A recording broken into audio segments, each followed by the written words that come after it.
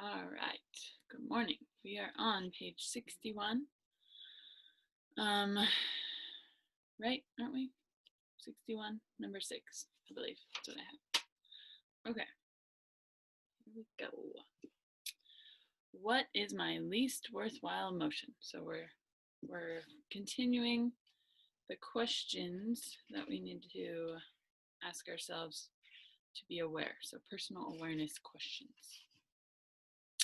And John Maxwell is answering them like in his way so that we can see how it's done. All right, the least attractive emotion for, or not only for me, but for any person is self-pity.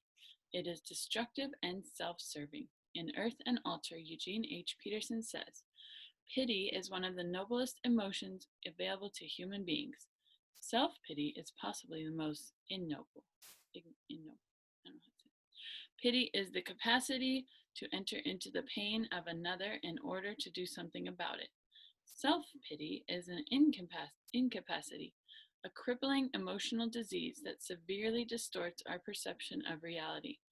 Pity discovers the need in others for love and healing and then fashions speech and action that brings strength. Self-pity reduces the universe to a personal wound that is displayed as proof of significance. Pity is adrenaline for acts of mercy. Self-pity is a narcotic that leaves its addicts wasted and derelict. Whew, that's an opposition if there ever was one. I like um, Preston Pugmire. He talks a lot about self-pity and being the victim, and I love the things he teaches. I would definitely look up his YouTube or podcast about that. It's good. Knowing the negative effects of self-pity reminds me to avoid it categorically. It cannot help me and it will always harm me. Number 7, what is my best habit? H.P. Liddon, Chancellor of St. Paul's in London in the 1800s, observed, what we do on some great occasion will depend on what we are, and what we are will be the result of previous years of discipline. That's kind of like what Emily said last night in the team call. Like, our thoughts now determine our future, and our thoughts, the last few years determine how we are now. That is one of the reasons, or I believe that 100%, that is one of the reasons I work hard to follow through on daily disciplines. I believe a person's secret of success is found in his daily agenda. Perhaps the greatest value of questioning myself in this area is that it exposes my weakness regarding the discipline for my health. Developing good eating habits has been a lifelong struggle, and I did not exercise regularly until after I suffered my heart attack. I continue to work hard to try to grow in this area. 8. What is my worst habit?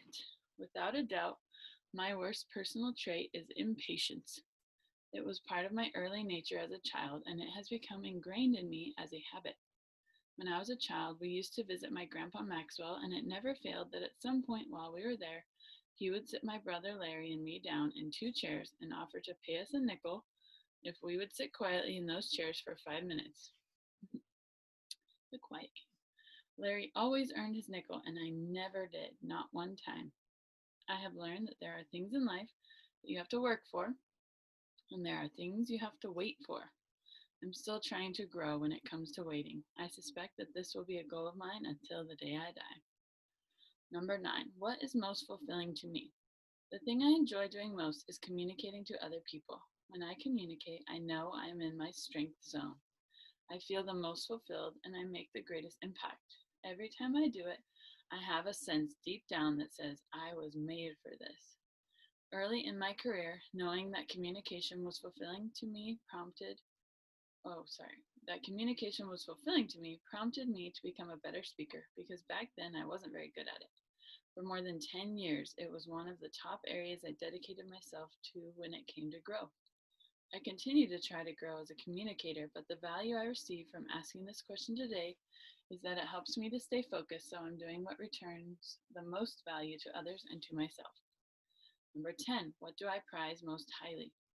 I value nothing as highly as I do my faith. It forms my values. It guides my actions. It has been the foundation of my teaching on leadership. It is my source and my security. Mother Teresa said, faith keeps the person who keeps the faith. I have found that to be true. Author Philip Yancey described faith as trusting in advance what will only make sense in reverse. Ooh, that's good. That gave me chills. Trusting in advance what will only make sense in reverse. I feel like that's ranking up right there. Having faith and knowing its value in my life helps me to have a divine perspective every day. I need that because I can easily get off course otherwise. The previous 10 questions were ones I actually asked myself to prompt me to reflect and help me grow in the area of self awareness. You can ask yourself questions in just about any area of life to help you pause, focus, and learn. For example, if you wanted to grow in the area of relationships, you could ask yourself the following questions. Number 1, do I value people? Number 2, do people know I value them? 3, how do I show it?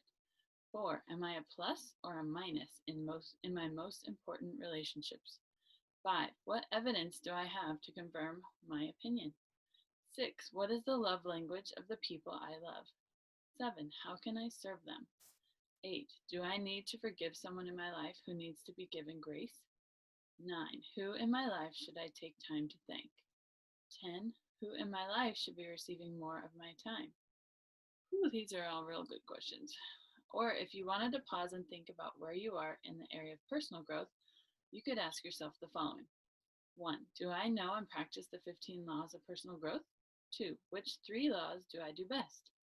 3, which 3 are my weakest? 4, am I growing daily?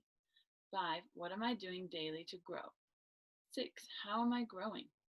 7, what are the roadblocks that are keeping me from growing? 8, what are the breakthroughs I need to keep growing?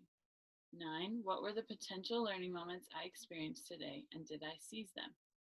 10, am I passing on to someone what I am learning? What you want to accomplish in life and where you are in the journey will determine what areas you most need to think about today, tailoring the questions to yourself. But the most important thing you must do is write out the questions and write out the answers. Why? Because you will discover that what you think after you write the answer is different from what you thought before you wrote it. Writing helps you to discover what you truly know, think, and believe. So true. I feel like we could take an hour every day to start applying this stuff. So good. All right, worth the trouble. All of this probably sounds like a lot of steps and a lot of trouble. You're right, it is. That's why most people never do it. But it is worth every bit of effort you put into it. The farther you go in life, the more critical it is that you take time to pause and think. The older you are, the less time you have to stay on purpose and do the things you were created to do. But here's the good news. If you've been diligent in your efforts to grow along the way, you will also be better equipped to fulfill that purpose, even if it requires you to make significant changes or course corrections. Many years ago, my friend Bob Buford wrote a book called The Second Half. It's fantastic. The entire book is a pause so that growth can catch up with you experience. In it, he encourages readers who've experienced some success in the first half of their lives to stop and think about what they want to do in the second half. Here's some of the advice he gives. You will not get very far in your second half without knowing your life mission. Can yours be stated in a sentence or two? A good way to begin formulating one is with some questions and nakedly honest answers. What is your passion? What have you achieved? What have you done uncommonly well? How are you wired? Where do you belong? What are the shoulds that have trailed you during the first half? These and other questions like them will direct you toward the self your heart longs for. They will help you discover the tasks for which you are especially made.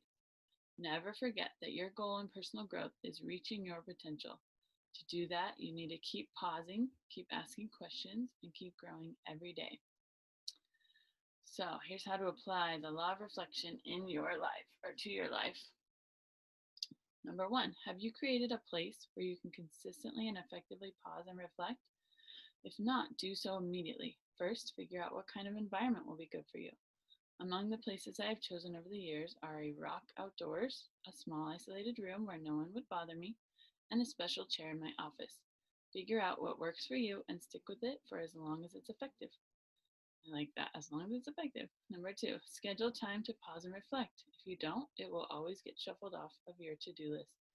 Ideally, you would spend a short time pausing to reflect at the end of every day, between 10 and 30 minutes, a significant time every week, at least an hour or two, part of a day several times a year, half a day, and an extended time annually, as little as a day and as much as a week. Put these times to pause on your calendar and guard them as you would your most important appointment. Ooh, I like that. That was our timer, but I like how intentional he is. Like, this is how much every single day, every single week, every single like half a year. So good. Any thoughts you want to share, April, before we end? Yeah. I mean, no. I just think that last little bit is good. I really resist the scheduling part of it because I want it to be natural and organic. Yeah. So hard. And I have a planner that like tells me to plan this out, just like he says here in number 2. Yeah. And I just am so resistant to it.